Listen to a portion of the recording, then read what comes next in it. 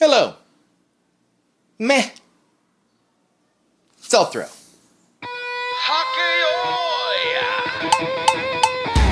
the salt, get in the ring. Welcome to the dojo.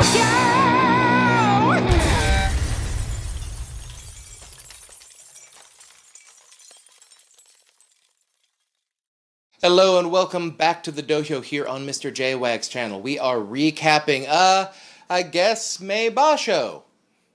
But first of all, we have a Sumo shout-out. MrJWags channel has finally reached its, as of this filming, 1,000th subscriber. So thank you, viewer Vita Victoria. As far as I can tell, you were the 1,000th subscriber to MrJWags channel. So, thank you. You receive a Sumo shout-out. And just to add to the excitement, we have 2 videos that have crossed the 1,000 view threshold. The Tamano Umi episode, and also the 2020 year in review. We are pretty close on the Takakesho episode if any of you want to give that golden oldie a nice spin. See, that's a joke for people who had records or compact discs. Alright, we had a May Basho. Got some thoughts.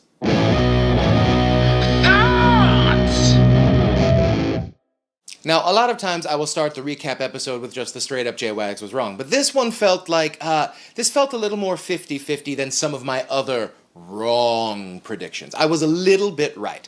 I got the Terunofuji winning the Yusho, and I agree that that is probably the safest pick you can make, but it's not as safe as a pick as it was 3 Basho ago. So yes, my predictions were overall not great, but I think overall, not great could be described to every facet of this Basho. Now, the whole thing is that everyone, and when asked to describe their intelligence, will say, above average, but that can't be true. Every Basho can't be exciting and above average. Sometimes you're going to get one that's like, okay, this felt like that. It felt like that in terms of the Sumo from the top rankers. A lot of it felt sort of obligatory. It felt like that in the Gyoji calls and some of the mono-i's that were called and not called. I personally think 3 matches were affected by that. I think Mitake deserved a Tori no Oshi versus Kota no Waka. I thought Hoshoryu deserved a mono-i and possibly a reversal versus Shodai. And I thought Wakataka Kage may have touched the ground during his Takakesho match. None of those mono-i's were given. We didn't get a check on that. And then came day 10 where we had like all the mono-i's for every match. And it's like, let's just figure something out and be consistent, people. Now, I know I'm personally not a perfect person, but from what I understand of medieval sumo, had this Basho happened 500 years ago, we might have lost a couple Gyoji. Like, lost them. And even the normally very solid scheduling department, I think through no fault of their own, just ended up putting a lot of the exciting matches before day 15. So when we got to day 15, Takanosho lost to Sadnawumi, and I think everyone just sort of knew, alright, Terunofuji's gonna win this one. Even Terunofuji himself sort of felt like he was looking around like, anyone want this one? Anyone gonna take this one? You wanna take this one? And it just didn't happen. A lot of this feels like September 2017 when Harumafuji won his last tournament. He sort of snuck up on people, lost a few in the first week, and ended up just winning out and sneaking his way back up into the lead. But of course, in that tournament, we had like an epic collapse by Goeido, including a playoff on the final day, so that was at least cool. This one just sort of laid there.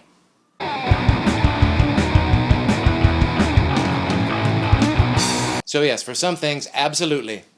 MrJWags was wrong. Yes, the big wrong I had is that I said there was going to be a lot of Ozeki excellence, and I thought Terunofuji was going to win 14-1, dominant Yusho. He looked really hurt, squeaked out the Yusho.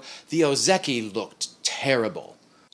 It just seemed like the Ozeki had the tournament I predicted for them last tournament. I thought Mitake was going to have a bit of a hangover. I thought he was going to win 8, but 6 is still within his sort of error bars up here. He's had a 6-9 before. I think he's going to bounce back. Takakesho I thought was going to be an 8-7 last tournament, and he was.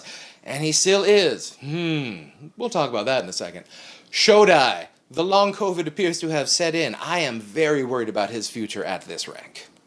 And I was also wrong about the Komusubi. I thought Hoshoryu and Daieisho were both going to get 6 or 7 wins. I was pleasantly surprised. Daieisho had another championship-style performance, and if Terunofuji hadn't been there, he might have won another Yusho. Daisho, of course, will be switching places with Abi, who got a 7 and 8, which will drop him down to Komusubi. I've been saying about Abi, I think the Abi Zumo shtick is going to work about half the time. He got an 8 last tournament. He got a 7 this tournament. Seems like he's just going to be right about that line in the sanyaku until he starts hitting his physical decline. But yes, in general, not an impressive sanyaku tournament, but on the whole, a solid sanyaku tournament. Now, getting back to Takakesho for a second. So, a big part of being a sumo fan, at least for me, is having a sort of fatalism about the physical health of your favorites. Because we all know in sumo, the day of the knee is coming for Terunofuji, as it came for Amanishiki. It's going to come for Ura, Tochinoshin, etc. We get it. These joints don't last forever, and they are put under extreme stress every single day. Now, what about the Rikishi, who have that sort of injury history, but don't have the giant brace on the knee to draw attention to? People like recent Takakesho. Now, the joke I've had is that healthy Takakesho could be a Yokozuna, but where is healthy Takakesho? Have we already seen the day of the neck? And is there such a thing as healthy Takakesho anymore? It's like an English bulldog. Quick sidebar. Okay, any of you who are like into bulldogs know that like they have changed a lot since they began as a species. Humans have decided, this is cool, but we need to make it look different. So, the faces of a lot of like the pugs, the French bulldogs, but especially the English bulldogs, have changed so much in the past few centuries. So, we have these dogs that are now cannot sort of exist in nature without humans' help. Humans have decided we want the dog to be this shape, and now the dogs are like, all right, but we need help to breathe and live. And humans are like, okay. And I'm in New York, I see a lot of happy bulldogs and a lot of happy humans with bulldogs. I mean, I'm in New York, I see a lot of stuff. I bring this up because the shape of Takakesho shouldn't really exist. But he and his oyakata have all decided, like, we are going to make this body into this shape because this is the most useful for what we want it to do. Can that body age well? I think we may be finding out that that frame cannot hold 370 plus pounds for years at a time. It may not be able to take more than the decade of stress it's already had since he has entered sumo in high school. So, is Takakesho's body, which has helped him get so far, finally turned on him, and have we seen the end of healthy Takakesho? I don't know, but like an English bulldog, I love him. Quick sidebar. This brings us to one of the predictions I got right. Wakataka Kage was going to get 8 or 9 wins, and since I think he actually lost that match to Takakesho, I was right both times. I was also right in that I don't think Wakataka Kage has jumped into another gear of sumo. I think he's going to get slowly better throughout his physical peak, but I don't think he's just like, I'm now a guy who's going to be in the Yusho race every time. I think he's a solid 8 or 9 wins every tournament, but he needs to figure out how to beat certain people like Terunofuji, Kiribayama, oddly. He has started to develop an excellent belt attack even though he's a smaller guy and has shorter arms, but I just don't think it is going to be good enough like Kota Shogiku level good offense to be able to get him to bump up into Ozeki anytime soon. However, he is still technically on an Ozeki run. If he gets a 12-3 next tournament with a share of the Jun Yusho or better, then we'll talk about it. I just don't think that happens in a tournament that Terunofuji finishes. But we're going to talk about that later. Over the past 2 Basho, Wakataka Kage has been the best wrestler with 21 combined wins. I think you might be a little surprised at who's been number 2.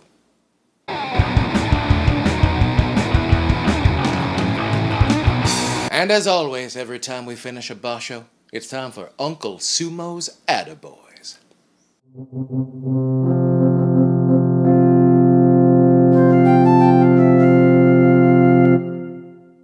Of course, here on MrJWags channel, every Basho we come back to Uncle Sumo's Attaboys. Just a little bit of extra praise for those Rikishi we thought had a great tournament.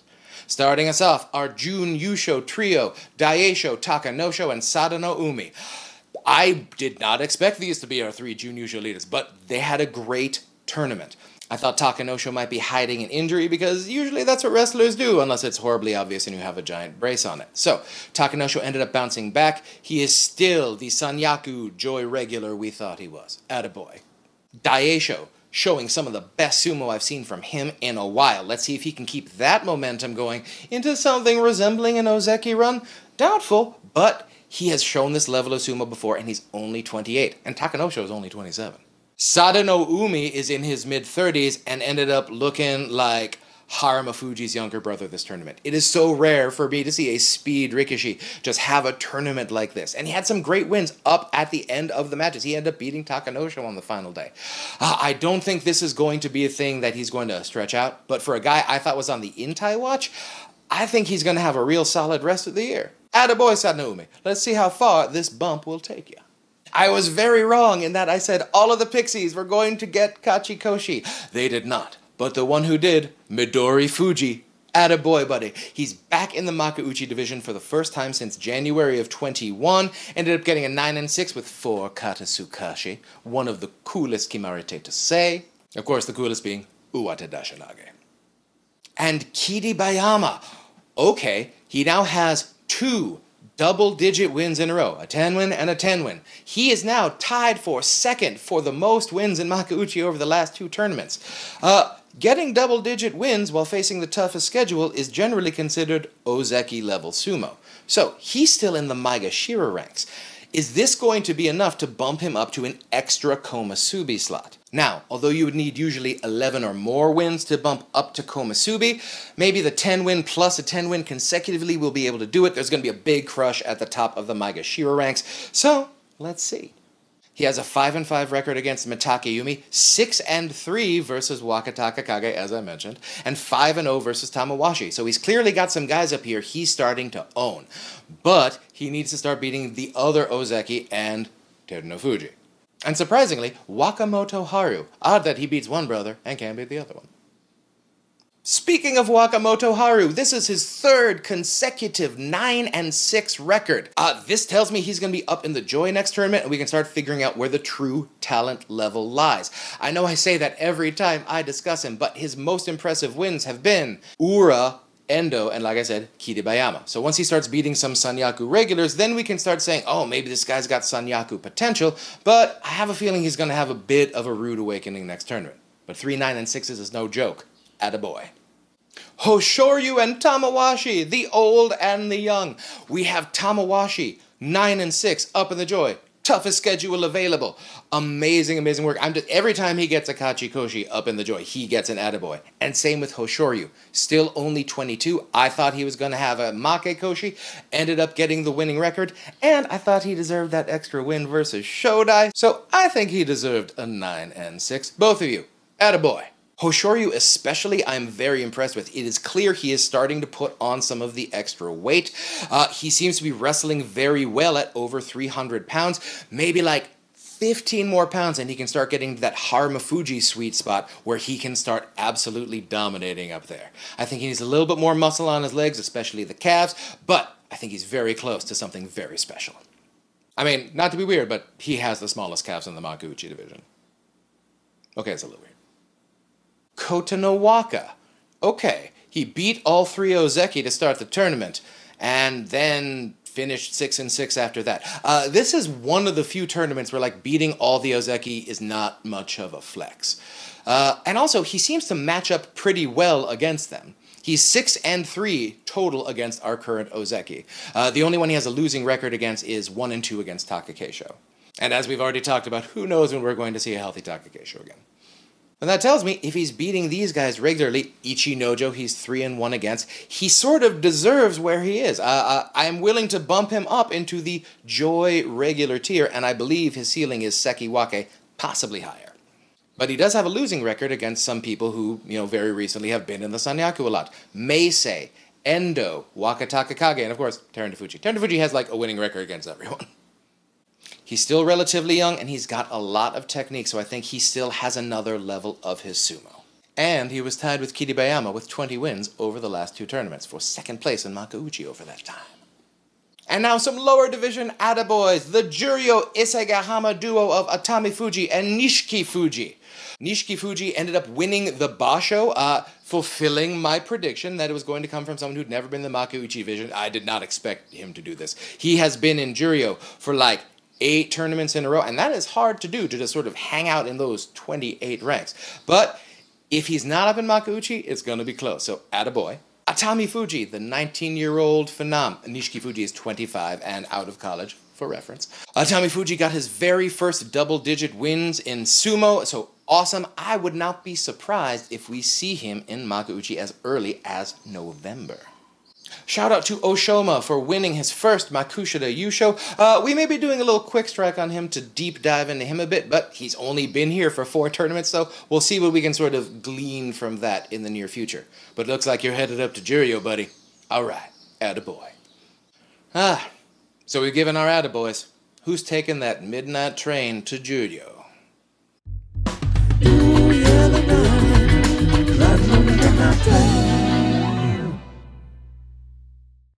Well, we're in an interesting position here because we have 4 guys who are very clearly going to be demoted from Makuuchi down to Juryo, and we have 2 that maybe should be. So that's 4 to 6 in the demotion pile. Then we have 2 definite promotions from Juryo and like 4 maybes in the pile. So 2 to 6 down there. How are we going to make this add up? Well, Ishiura, Kotokuzan, Kageyaki, and Azamaru, I believe, are all headed down. So those are the definites. Oho and Yutakayama both had a 6 and 9 at Maegashira 14. By my math, that puts them right on the borderline. So the question I have is, are we going to take like 6 guys from Makuuchi and drop them down so all of the Juryo people could come up? This is the situation down there. Chiyomaru, who's 8 and 7, he's right at the top rank of Juryo, he's coming up. Tsurugisho, 10 and 5 at Juryo 2, he's definitely coming up. But then we have 4 guys who are right around that borderline. Hideno Umi, who was a Juryo 1, got an 8 and 7. Ryuden, who got the 9 and 6 at Juryo 3. And then we had Dayamami and Nishiki Fuji, who got 11 and 4, and they ended up having a playoff for the Juryo Championship at Juryo 6. So, by my math, all of those guys sort of belong around the Maegashira 17 Juryo 1 line. So the question is, are they just going to do the 4 demotion and then it's like pick 2 of the guys? I would take the 11 winners myself. Or is it just going to be a clean exchange, 6 down, 6 up, and we just see what happens? That'd be kind of cool. Now, 2 guys who are gonna have to worry about the midnight train very soon, Kota Shoho and Oho, both got Make Koshi. I thought they were gonna get Kachi Koshi. They did not. So, what is the problem here? Is it a problem that they have not yet figured out their adult bodies, which they of course are still growing into? Or is it some sort of physical limitation that is going to keep them from having their specific kind of sumo? For example, Kota Shoho came in very high a lot of this tournament, leading him to get thrown a lot. He needs to get his butt lower so his center of gravity can do a little bit more of the work. Is he really a Yatsu belt wrestler? Or should he switch over to more of a Aoyama, Abi style thing where he can use his height to push down on people? Is that more natural for him? I am not the one to make that decision, but maybe he'd have a bit more success if this is a physical limit as opposed to just a mental block he hasn't gotten through yet.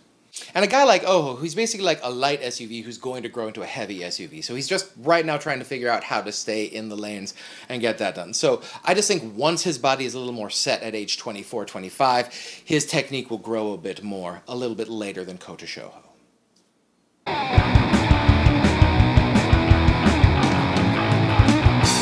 So, it seems we have a Yokozuna and an Ozeki who are right now holding serve. Terunofuji is still the best wrestler, but I don't think he's ever going to be anywhere near 100% ever again. And I think we can say with a reasonable amount of certainty we have seen from Ozeki up the best sumo of everyone involved. So, who are we holding serve for? Kotonowaka? Hoshoryu? Do you think they are possible Yokozuna? Or are we seeing the seeds of something great right now in the Makushita Joy?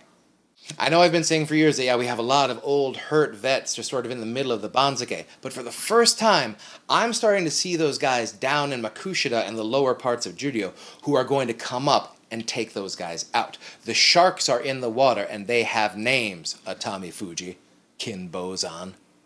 Right now, in the Makuuchi division, the middle ranks of Maegashira are full of a lot of old guys and a lot of smaller guys.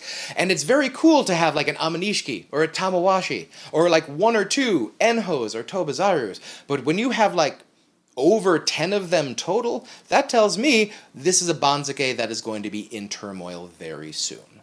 So enjoy the rest of this year with our vets. I think I see the next wave coming on the horizon.